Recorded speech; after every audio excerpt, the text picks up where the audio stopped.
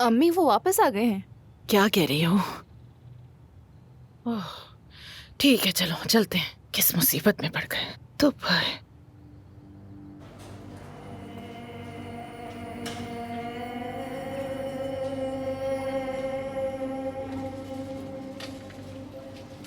सुहा, सुहा,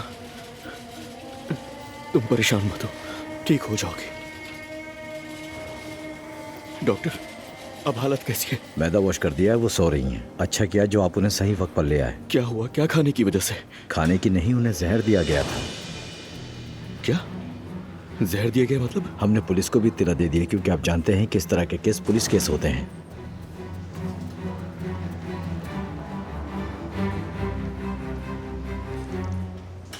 जानान,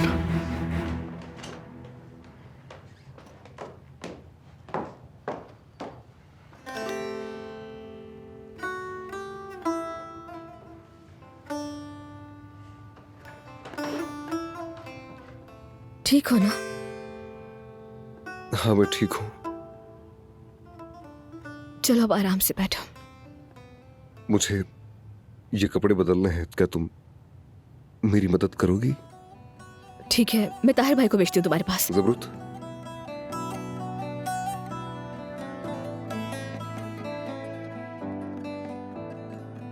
काश कि तुम इतनी संगदिल न होती।